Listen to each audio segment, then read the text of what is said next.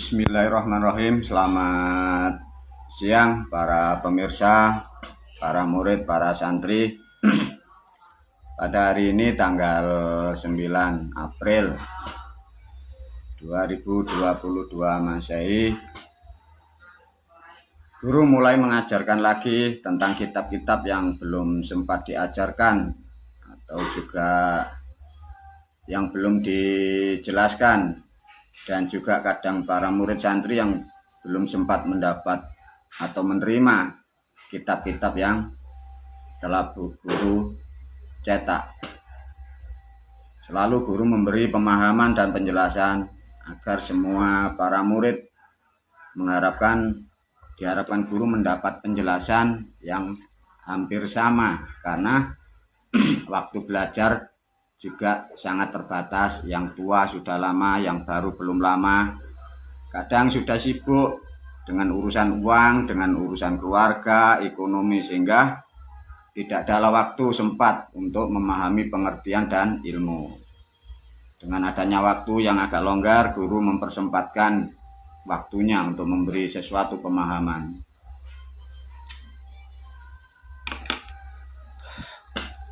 Untuk video kaset ini, guru menekankan yang paling terpokok dari kesekian ilmu dan pemahaman. Guru memberi pemahaman pada video ini kesadaran tunggal atau kesadaran yang sempurna. Kesadaran sempurna dan kesadaran tunggal adalah harus tercapai dalam tujuan kehidupan setiap manusia, terutama kita yang sudah dewasa atau kita yang sudah tua atau kita yang sudah mulai menganjak dalam berumah tangga. Dalam pemahaman ini guru menekankan begini: manusia itu sering terprovokasi oleh imajinasi, oleh harapan, oleh hayalan yang disebut pikiran. Pikiran itu dikuatkan dengan pendengaran dan mata. Setiap detik, setiap saat kita sehari 24 jam. Meripat atau mata itu jarang istirahat. Kadang mata atau meripat istirahat, pendengaran pun masih belum istirahat. Nah, dari faktor itulah kita tidak bisa mengontrol, ya.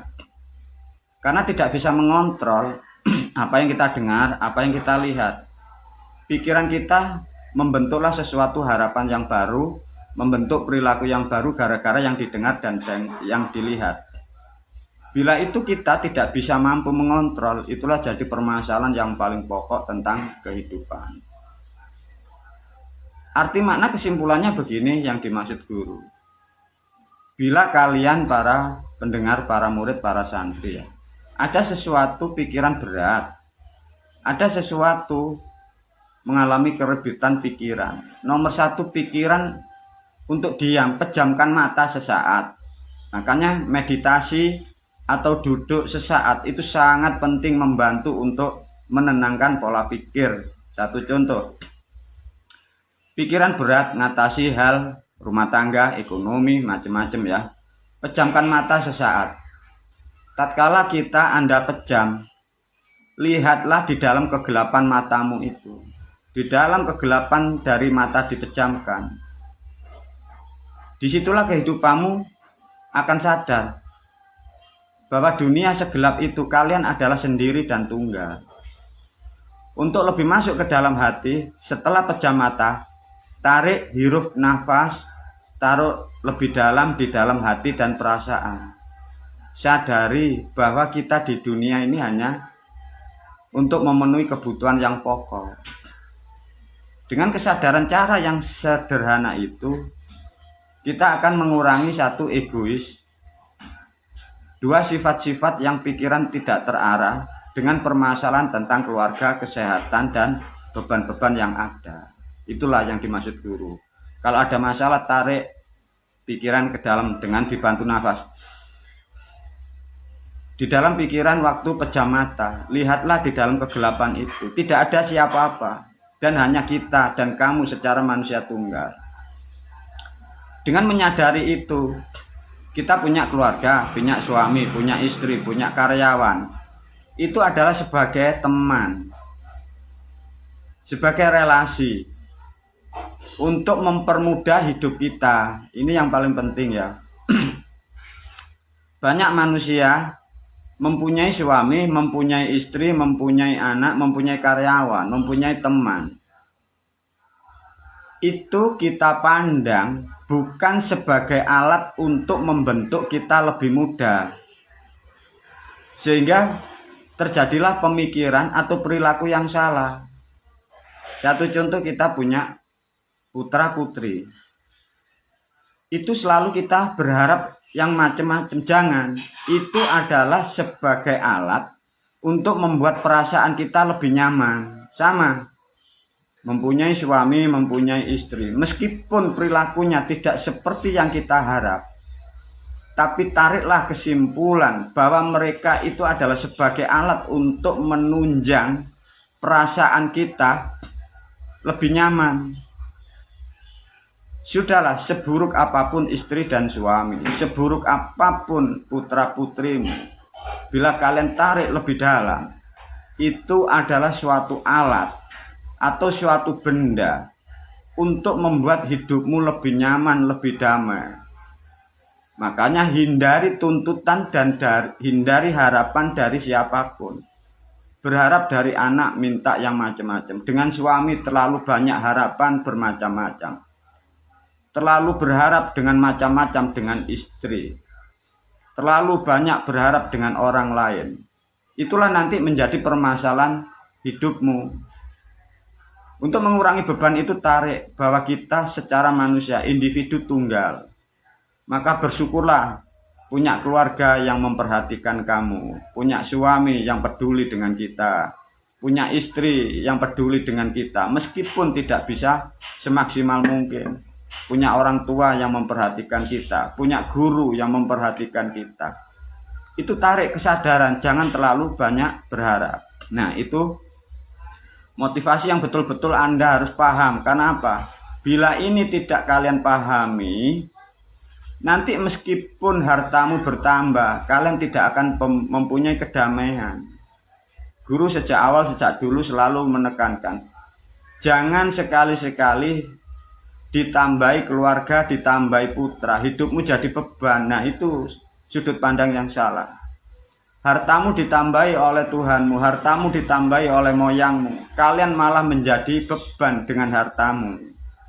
Karena sudut pandang memahami apa yang datang, apa yang kita dapat, itu kau pakai sebagai alat pemuas nafsu atau pemuas egois. Salah. Itu sebagai alat untuk membuat perasaanmu lebih nyaman. Itu yang paling penting ya. Membuat hidup kita lebih nyaman. Adanya anak putra lebih nyaman, ada teman-teman yang lebih dekat dengan kita lebih nyaman. Jangan jadi risih ya, paham ya? Baik, dari penjelasan yang sementara untuk pembuka, guru mulai masuk ke tatanan kitab. Kitab ini jarang yang punya, tapi banyak sudah yang diberi tapi tidak pernah dibuka. Di dalam judul ada kitab namanya Kitab Guru Wali Bait. Biasanya ini dikasihkan kepada santri-santri yang sepuh. Kitab ini nanti yang berjudul Kitab Guru Wali Bait ini bagi penerus atau yang berhak atau yang mampu menjalankan misi ilmu guru di dunia sampai waktu yang tidak terbatas. Maka guru menyarankan dan membuat satu standar atau ketetapan yang menjalankan, yang mengajarkan ilmu guru. Itu diberi batasan namanya Kitab Guru Wali Bait. Ciri-ciri dan karakter, syarat-syarat harus dipenuhi. Dari pola pikiran yang bagus, perilaku yang bagus, jadi keluarga pun juga yang bagus. Syarat-syarat jadi keluarga yang bagus, mempunyai tubuh yang sempurna, mempunyai keluarga yang sempurna. Itu sudah diberi standar oleh guru, sehingga ke depan yang mewarisi ilmu guru untuk membimbing umat dan masyarakat, biar tidak menjadi kerusakan seperti di agama-agama yang lain. Dari kitab ini ada yang diberi judul guru hanya sebagai pengingat agar manusia tidak lepas kontrol Maka guru memberi judul pengingat. Dari pengingat ini ditulis oleh guru satu contoh. Banyak ilmu tidak ada buahnya, bagaikan rumput kering yang tak berguna. Apa? Banyak ilmu tidak ada buahnya, bagaikan rumput kering yang tak berguna. Bahasa Jawane, akeh ilmu ora ana uwohe, padha karo suket ora ana ajiye. Banyak ilmu tidak ada buahnya, bagaikan rumput kering yang tak berguna. Para pendengar, para pemirsa, di dunia banyak manusia merasa berilmu, sudah bersekolah, sudah berpendidikan di akademis yang tinggi. Banyak manusia yang mempelajari ilmu hakikat makrifat, mempelajari ilmu spiritual.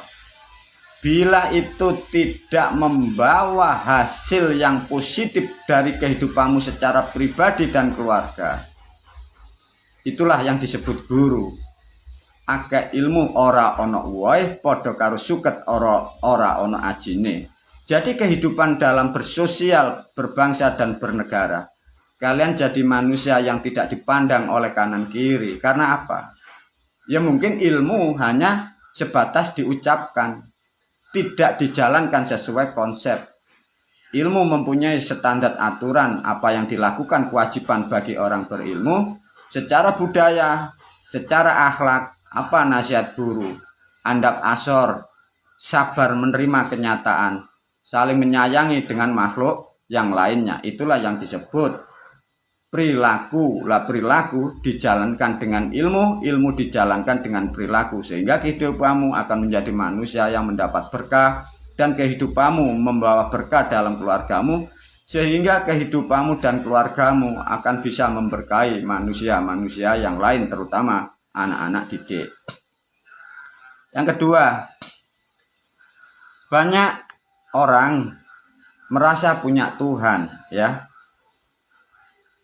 Kemungkinan guru memastikan 100% terutama di Indonesia, bahkan di dunia, banyak orang merasa punya Tuhan tapi tidak tahu di mana Tuhannya. Makanya guru sering memberi pertanyaan, punya Tuhan, punya, ditanya di mana Tuhanmu, tidak tahu. Maka guru membuat kalimat, banyak orang merasa punya Tuhan tapi tidak tahu di mana Tuhannya. Alangkah bodoh manusia itu merasa punya Tuhan tapi bila ditanya di mana Tuhannya. Itulah kebodohan manusia dalam sepanjang sejarah. Apapun siapapun, bila sudah mampu mengeluarkan kalimat mempunyai, itu harus tahu di mana letaknya, di mana tempatnya, dan di mana posisinya. Satu contoh, wahai kalian, wahai engkau si fulan, punya anak, punya. Di mana anakmu? Sedang keluar rumah, lo tahu. Wahai si fulan, punya uang, punya. Di mana uangmu? Saya simpan di bank. Sedangkan manusia diobservasi, dianalisa oleh guru 100% terutama di Indonesia. Ditanya, punya Tuhan? Punya. Siapa nama Tuhanmu? Allah. Di mana dia? Tidak tahu. Itulah yang disebut oleh guru. Sesungguhnya manusia yang mengatasnamakan punya Tuhan, dia bukan dalam keadaan sadar. Bisa disebut layaknya bentuknya manusia, tapi dia bukan manusia. Bisa makan dan minum, tapi dia dalam keadaan tidak sadar. Itulah menjadi kerusakan dari pola kehidupan. Dari penjelasan itu diterangkan bab yang kedua. Ada orang tidak bertuhan, anggap aja orang yang tidak pernah belajar tentang ketuhanan. Diterangkan oleh guru, ada orang tidak bertuhan karena bodoh, tidak sempat belajar. Dia hanya untuk mencari makan dan minum, hanya memuaskan hawa nafsunya, ingin menuruti akal dan pikirannya. Disebut oleh guru orang yang tidak bertuhan. Tapi lebih aneh lagi, tidak mempunyai Tuhan dan tidak mempercayai Tuhan. Dia hanya menjalankan untuk memenuhi kebutuhannya, tapi dia bingung dengan nafsunya. Tidak percaya Tuhan, tidak percaya moral, tidak spiritual. Dia hanya bingung. Dia menuruti nafsunya. sehari semalam 24 jam selalu mengikuti, kurang begitu, kurang begini, harus begitu, harus begini, cari uang untuk itu agar cari uang untuk itu cari uang terus. Nah, itulah kekonyolan manusia seluruh dunia. Dengan kesadaran dan memahami seperti itu, guru makanya membuat ilmu satu titik namanya kesadaran. Kesadaran pertama diajarkan dengan ilmu-ilmu yang sudah diajarkan oleh guru. Dan untuk membuat kesadaran yang paling sederhana, pejamkan mata, tarik betul-betul sadar. Tarik nafasmu dalam jiwa dan hatimu. Sadari bahwa kita di dunia, kalian adalah makhluk yang tunggal. Suami, istri, anak adalah sebagai relasi untuk membuat hidup kita lebih nyaman, hidup kita lebih damai. Semoga dari penjelasan kaset yang satu ini menjadikan hikmah dan menjadikan untuk dipahami. Kita lanjut di video yang lain. Terima kasih.